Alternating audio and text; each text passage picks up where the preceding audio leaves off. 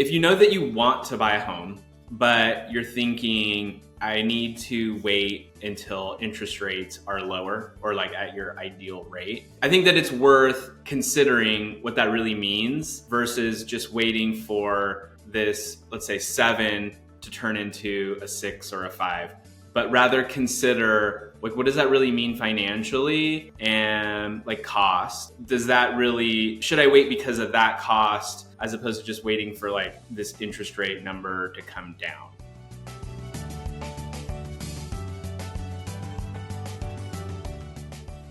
An interest rate affects your mortgage because it's the cost of borrowing the money. And 1%, depending on the price range, let's say 750,000. I would estimate 1% probably going to cost you in the neighborhood of, let's say, $300. And so you're saying, I'm going to wait until who knows when for the interest rate to come down so that my mortgage is $300 cheaper per month. The problem with waiting is we don't know how long we're going to wait, and homes are only getting more expensive. I mean, except for a short period of time, let's say the back half of 2022, home prices went down for that 6 months, and then they started going back up, and they continue to go back up. So what I'm saying is, like, the home's just getting more expensive. Meanwhile, you're waiting for the mortgage to be maybe $300 cheaper. And it could happen that the home gets $300 more expensive just because the price comes up while you waited for the mortgage interest rate to go down. So it's just not a good strategy overall. So if you bought, let's say in January 2024, and that home was $750,000. So in 2025, that home could be worth 5% more. That's $35,000. Now it's a 785 value. And if interest rates come down 1% to 6%, the mortgage might still be cheaper, but you've lost it on the equity opportunity, and you've lost on the ability to deduct certain expenses related to owning the home, taxes, interest, mortgage insurance. So yeah, on one hand, you saved a little money on the mortgage, but you lost on the backside for taxes, and you lost on value. And what we know is that the lower you can buy something when the day does come when you sell it, the lower that the acquisition price can be, the better you end up doing. And so it's like, yeah, you saved a little bit by waiting, but you really lost on the back end. And we also didn't even factor in the cost of rent, which just went out the window. So you really kind of lose everywhere, except for you didn't lose on committing today to a slightly higher payment. That's all you gained, really. Things usually only get more expensive, except for very short windows where price is correct. And so then some people are like, well, I'll just wait for the market to go down and then I'll buy.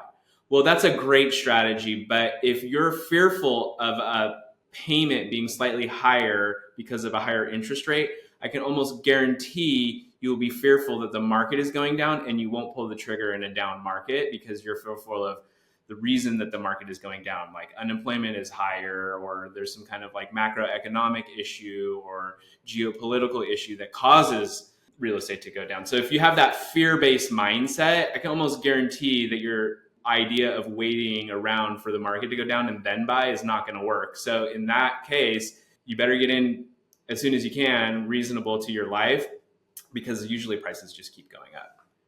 I think the other problem with waiting to buy when rates go down is that we can, with a high level of certainty, almost predict that as soon as rates go down, you will see a much higher level of demand. So many more buyers entering the market, and you'll have a hot market, a competitive market. And so now you'll be multiple offers competing on more properties more frequently. We saw that briefly in January already this year when interest rates did come down for a few weeks to 6.5, and all of a sudden the funds started lighting up.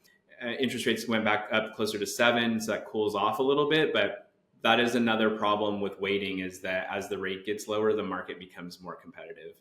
When you think about buying today, you just, you really need to sit down and look at what that mortgage amount means, and if you can take that on long term. And then a lot of people want to think about well, I'll probably be able to refinance it in 1 year or 2 years, or predicting how long I'm going to have this higher interest rate.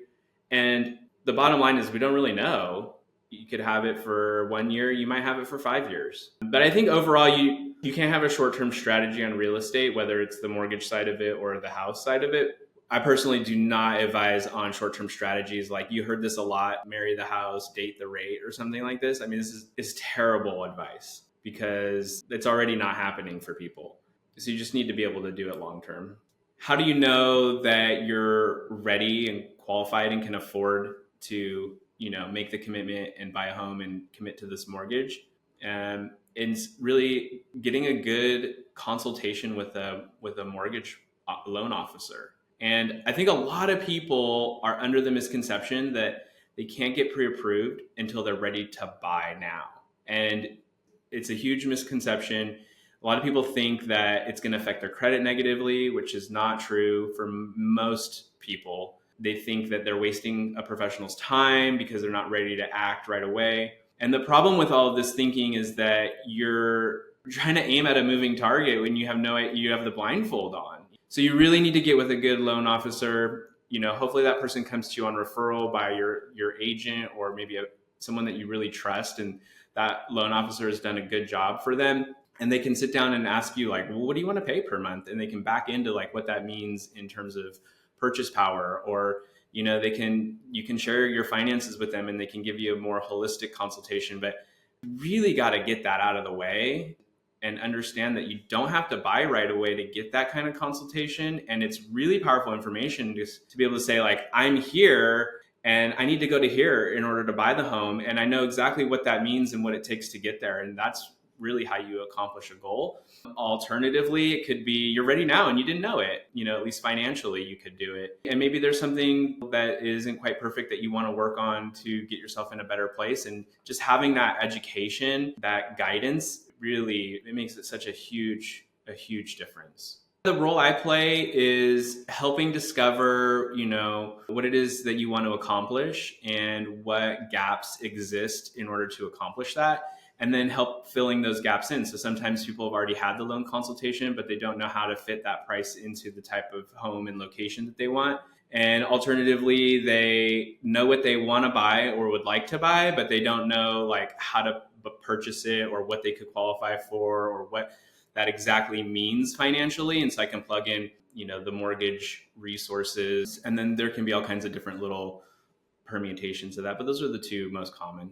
Reach out to me any way that's convenient to you, phone, text, email, DM me, whatever. I'm on it all. And we just start with an appointment, a phone call, see where you're at, what you need, and we go from there. There's no pressure. I'm going to be here for a long time. I'm going to need you to buy tomorrow. It's all good. But I'm just saying, don't delay unnecessarily. Get clear and then put it to use. You'll be financially in a better place. And I think personally you're in a better place too, because then you get to control your space. If you like working in the yard, you want to make a garden, you want to have that stability in your life where like you're not going to get a rent increase, or your neighbor's not going to kick you out, or your landlord's not going to kick you out of the home because they want to move into it now, or whatever.